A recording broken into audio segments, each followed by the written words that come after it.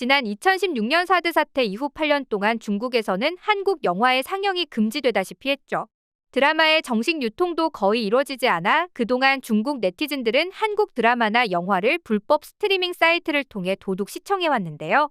그런데 이런 상황에서 최근 한국 영화 한 편이 중국에서 정식 개봉되자 그야말로 난리가 났다고 합니다. 예매가 시작된 지 몇 초 만에 3,700석 전석이 매진되는 기염을 토한 건데요. 심지어 상영관이 베이징에만 있어서 3시간씩 비행기를 타고 와서 영화를 보는가 하면 몇 배가 되는 웃돈을 주고 티켓을 구하는 열풍까지 생겨나고 있다고 합니다. 대체 중국에서는 무슨 일이 일어나고 있는 걸까요? 자세히 알아보겠습니다. 한한령이 시행된 이후 중국 극장에서 한국 영화는 거의 자취를 감춰버리다시피 했었죠. 2017년 이후 중국에서 개봉된 유일한 한국 작품으로는 농촌을 배경으로 한 가족 영화인 오문이가 전부였는데요. 중국 정부의 이런 정책으로 인해 한류의 목이 마른 중국인들은 K-팝이나 한국 영화, 드라마 등을 몰래 소비하고 있었습니다. 이런 상황에서 최근 한 편의 한국 영화가 중국 극장에서 개봉되자 중국 관객들 사이에서 난리가 났는데요. 이 영화의 주인공은 바로 국내에서 1,000만 관객을 돌파한 영화 파묘였습니다. 4월 18일부터 26일까지 열리는 베이징 국제영화제에 초청 상영된 파묘는 한시적인 상영임에도 전좌석이 순식간에 매진될 만큼 중국인들의 폭발적인 관심을 독차지했는데요. 그런데 놀랍게도 이 영화는 한한령이라는 한류 억제 정책이 없었더라도 원칙적으로 중국에서 개봉이 불가능한 영화였다고 합니다. 알다시피 중국의 콘텐츠 검열은 전 세계에서 악명 높죠. 자국산과 타국산을 가리지 않고 중국 공산당의 이념에 맞지 않는 내용이라면 가차없이 유포를 금지시키고 있는데 이는 공포영화 장르도 마찬가지였죠. 중국에서 오컬트나 귀신 소재의 드라마, 영화는 중국 공산당이 추구하는 유물론과 반대되는 사상이라는 이유로 철저히 금지당했습니다. 잘 생각해보면 강시 영화나 장국영 주연의 천녀유혼 같은 공포영화도 거의 홍콩이나 대만 작품들이었으며 중국 내에서는 공포영화의 제작 및 유포가 이루어지지 못한 게 현실이었죠. 이런 상황에서 오컬트 장르를 뼈대로 하고 있는 영화 파묘가 개봉한 것은 무척 이례적인 일인데요. 게다가 중국은 파묘의 정식 개봉 이전에 몰래 영화를 불법 시청하면서 조롱을 일삼은 사실이 재조명되며 논란이 일었습니다. 지난 4월 7일 한 중국 누리꾼이 SNS에 올린 글이 시발점이 되었는데요. 당시 해당 유저는 중국에선 얼굴에 글을 쓰거나 새기는 행위를 매우 모욕적이고 굴욕적인 행위로 여기고 있다며 한국인들이 모르는 한자를 얼굴에 쓴다는 게 참 우스꽝스럽다고 적었습니다. 실제로 중국에선 고대부터 죄목을 신체나 얼굴에 쓰는 형벌이 있긴 했습니다. 하지만 이는 현대에 이르러서 이미 사문화되어 폐지되었죠. 게다가 영화에 나오는 건 실제 민간에서 쓰던 액막용으로 전혀 다른 맥락인데 과거의 형벌까지 들춰낸 건 오로지 비난을 위한 비난이었다는 생각이 들 수밖에 없었는데요. 문제는 이 게시물이 중국에서 600만 조회수를 기록하며 화제가 되었다는 점입니다. 해당 게시글 아래 중국 네티즌들도 한자 안 쓰는 주제에 멋있는 줄 안다, 너무 유치하고 웃기다 같은 댓글을 남겨 논란의 불을 지폈는데요.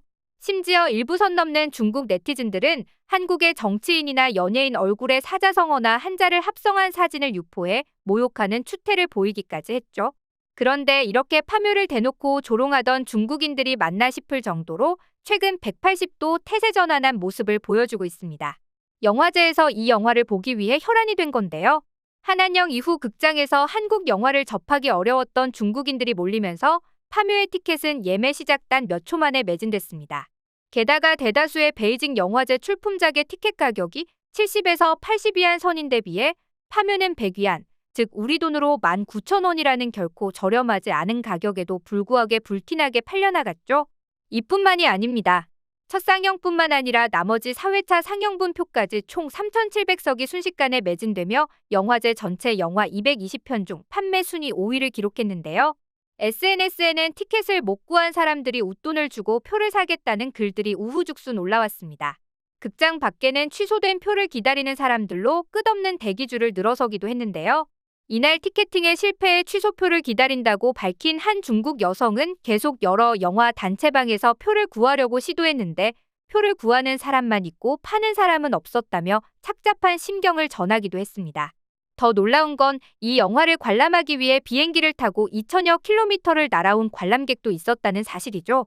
이날 파묘 관람을 위해 현장에 방문한 한 중국인 관람객은 베이징 영화제에 오려고 청도에서 왔다. 비행기로 3시간 걸렸다고 말해 놀라움을 자아냈는데요. 중국 관객들의 파묘에 대한 관심이 얼마나 뜨거운지 알 수 있는 부분이었죠. 한편 파묘는 베이징 영화제에서 27일까지 상영될 예정인 것으로 알려졌는데요. 그런데 이쯤에서 더욱 아이러니한 건 중국의 대부분 관객들이 이미 불법 시청을 통해 파묘를 관람했다는 사실입니다. 이들은 불법 스트리밍 사이트를 통해 영화를 시청한 뒤 자기네끼리 평점을 매기면서 각종 댓글을 영화 평론 사이트에 남기고 있었는데요.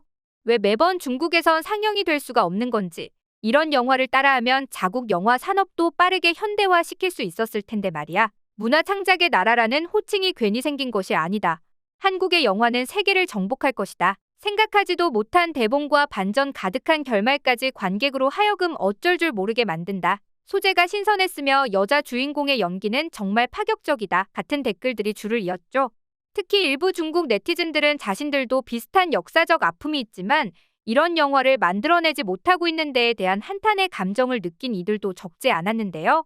그냥 공포영화인 줄 알았는데 일제의 악행을 고발한 영화였다. 상업 영화의 일본의 조선반도 침략 역사를 숨겨놨어.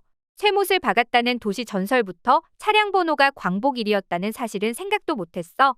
이런 장르물에 반식민지 내용이 들어갔을 거라고는 생각도 못했네. 중국 창작자들은 따라 배워라. 풍수, 무당의 항해까지 담아낸 레전드 영화?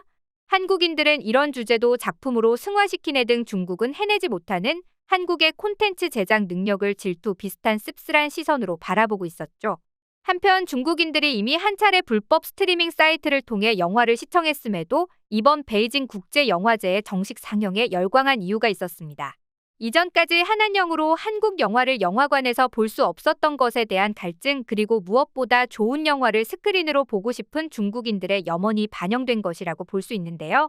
실제로 중국에서는 한국의 문화를 쉽게 소비할 수 없는 환경이 되자 한류를 더욱 귀하게 여기는 현상까지 벌어지고 있는 것으로 알려졌는데, 이런 상황을 이번 파묘 중국 상영을 통해 더욱 체감할 수 있는 부분이었죠. 한편 중국에서는 지금 한한령이 내려진 지 8년째가 되어가고 있는데 전혀 한류를 막지 못했다는 분석입니다.